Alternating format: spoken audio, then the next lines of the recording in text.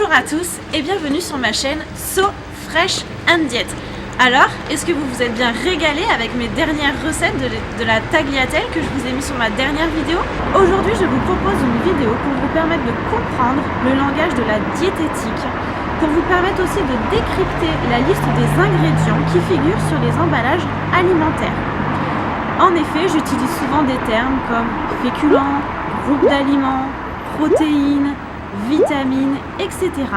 Et suite à plusieurs questions, avant de poursuivre dans les conseils nutritionnels et dans le coaching que je vous offre grâce à mes vidéos, je me suis dit qu'il fallait d'abord que j'aborde la base de la diététique et de la nutrition.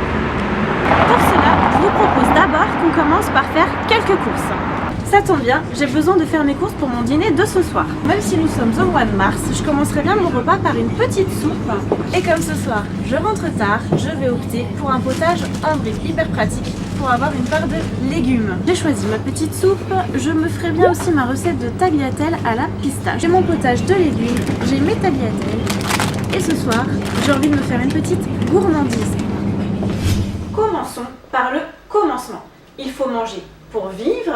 Et notre corps est composé de différents organes, les os, les muscles, le cœur, les poumons, etc. Et dans chaque organe se produisent des réactions cellulaires, chimiques et énergétiques qui donnent à chacun d'entre eux un rôle spécifique, des rôles différents mais aussi des rôles complémentaires. Et dans l'alimentation, c'est la même chose. Il y a des aliments qui ont des compositions nutritionnelles similaires, qui permettent un classement par groupe d'aliments. Et chacun d'entre eux ont des rôles justement spécifiques aussi sur ces organes et sur ces réactions. D'où la complémentarité de tous les groupes d'aliments, et c'est là que manger équilibré et varié prend tout son sens. Pour vous citer les aliments et leur classement, nous pouvons nous aider du principe des rayons en magasin. Donc, riz, pâtes, semoule, pommes de terre, maïs et quinoa sont des aliments du groupe produits céréaliers. Orange, kiwi, banane sont des aliments du groupe fruits. Courgettes, tomates, poivrons, etc. sont des aliments qui appartiennent au groupe des légumes. On a coutume de classer les fruits et les légumes dans le même groupe d'aliments dits fruits et légumes, car ils ont le même intérêt nutritionnel, entre autres une source de vitamines et de minéraux très intéressante.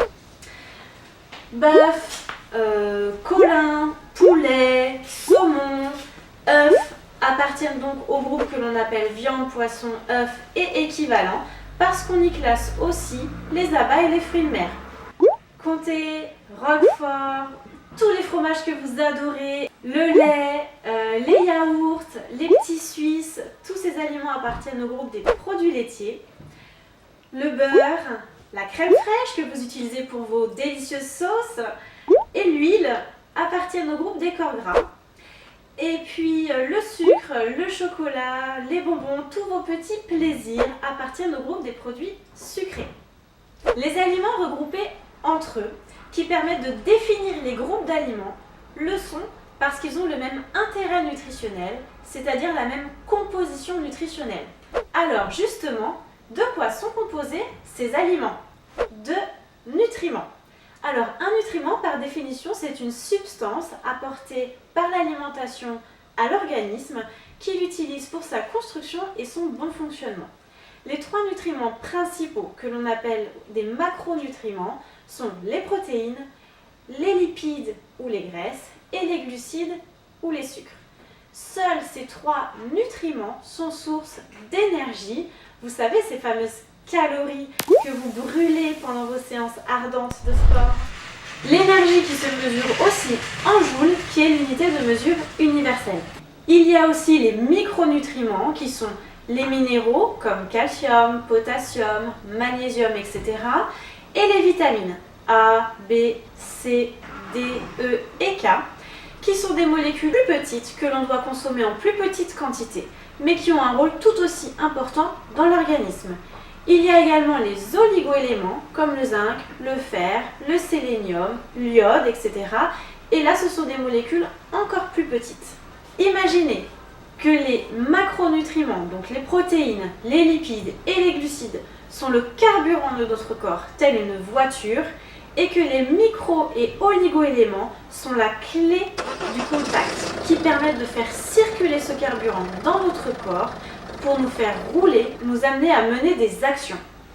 Chaque macronutriment, chaque micronutriment et chaque oligonutriment a un rôle bien spécifique dans l'organisme, un rôle prédominant, mais en vérité ils ont plusieurs rôles, ils ont une multitude de rôles et chacun interagissent entre eux. Si cela vous intéresse de connaître le rôle de chaque nutriment dans l'organisme, laissez-moi un commentaire et je ferai une vidéo spécialement pour vous. Nous allons maintenant nous intéresser à la lecture de la liste des ingrédients des emballages nutritionnels et pour cela nous allons utiliser les courses que nous avons faites tout à l'heure. Rappelons que l'objectif c'est de pouvoir cibler ses achats pour pouvoir utiliser les principes vous permettant d'équilibrer un repas et voire même d'optimiser une perte de poids, principe que je vous ai donné dans mes premières vidéos. La liste des ingrédients permet immédiatement de cibler et de pouvoir identifier dans quel groupe d'aliments est-ce que l'on va classer notre aliment, puisque l'ingrédient qui apparaît en premier dans la liste est celui qui est en plus grande quantité. Par exemple, avec nos pâtes, dans la liste des ingrédients apparaît en premier la semoule de blé dur, ce qui signifie qu'on le classe sans hésitation dans le groupe des féculents. Ensuite, viennent apparaître les autres ingrédients et par ordre décroissant. Voici mon potage de légumes pour mon entrée. Et voici la liste des ingrédients. Alors à votre avis, dans quel groupe d'aliments est-ce que vous le placeriez? Vous l'avez classé dans le groupe des légumes? Bravo, en effet, il est composé de 42% de légumes et c'est l'ingrédient qui arrive en deuxième position après l'eau évidemment puisqu'il s'agit d'un potage. Allez, on passe au côté plaisir. Regardons la liste des ingrédients que j'ai choisi pour mon biscuit de ce soir. Donc, la liste est séparée en deux. On a d'un côté le biscuit et d'un côté le chocolat au lait. Au niveau de la liste d'ingrédients du biscuit, apparaît en premier la farine de blé à 68%. Donc le biscuit, on le classe automatiquement dans le groupe des féculents. En ce qui concerne le chocolat au lait, le premier ingrédient, c'est le sucre. Donc, on le place évidemment dans le groupe des produits sucrés. L'on peut constater que le beurre est présent dans la liste des ingrédients aussi bien dans le biscuit que dans le chocolat au lait et là on l'a en position assez importante. On va vérifier la teneur en matière grasse du produit et on remarque qu'il y a 24 g de matière grasse pour 100 g de biscuit. Je considère qu'au-delà de 10% de matière grasse, un produit est considéré comme gras.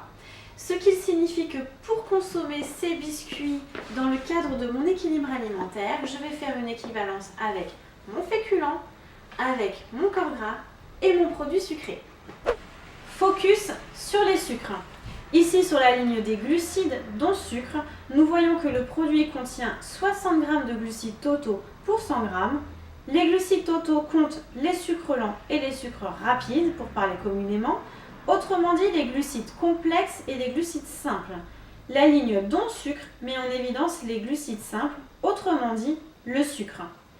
Le décryptage du tableau des informations nutritionnelles fera l'objet d'une autre vidéo avec une comparaison des produits classiques et des produits light. Je vous remercie de m'avoir écouté et je vous invite à m'encourager à continuer mes vidéos.